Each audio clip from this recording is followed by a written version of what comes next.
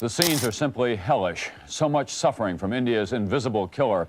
At one point, an official said one death was being recorded every minute from the poison gas leak in the city of Bhopal.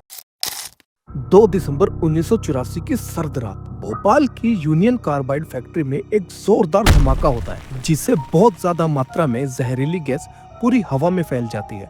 इस हादसे से 25,000 से ज्यादा लोगों की जान गई और लगभग 5.5 लाख से ज्यादा लोग इस जहरीली गैस की चपेट में आ गए। इसे इंसानी इतिहास की सबसे बड़ी औद्योगिक त्रासदियों में से एक माना जाता है। पर क्या आप जानते हैं कि एक ऐसी घटना भी है जिसके बारे में बहुत कम लोग जानते हैं, जहां एक व्यक्ति ने 83 दिनों तक मौत से भी भयानक दर्द को सहा है।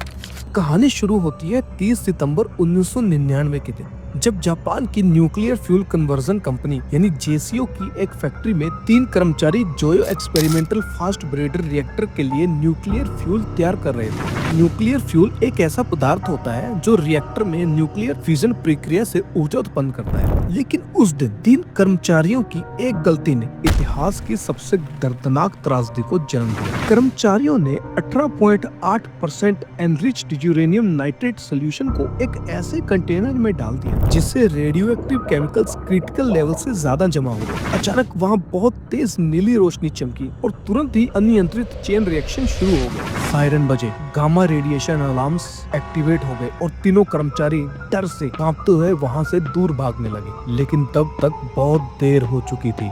इस दुर्घटना में सबसे ज्यादा प्रभावित हुआ हिसाशी ओची। वो 17 सीवर्ट्स रेडिएशन से एक्सपोज हो चुके थे। यह कितना खतरनाक है, इसे ऐसे समझे कि एक इंसान एक साल में सिर्फ 6.2 मिली सीवर्ट्स रेडिएशन झेलने की क्षमता रखता है। जितनी रेडिएशन हिरोशिमा बम विस्फोट के केंद्र में मापी गई थी, उतनी ही मात्रा अकेले हिसाशी के शरीर ने अवशोषित कर ली थी। उन्हें the most radioactive man on planet कहा जाने लगा। इस घटना के तुरंत बाद उन्हें अस्पताल ले जाया गया। शुरू में तो सब कुछ सामान्य दिख रहा था। उनके चेहरे पर सूजन और लालिमा थी, लेकिन शरीर पर जलने या छालों के कोई निशान नहीं थे। डॉक्टर भी हैरान थे कि इतना रेडिएशन झेलने के बाद भी उनकी हालत कैसे स्थिर थी। लेकिन यह सब ज्यादा समय तक नहीं चला।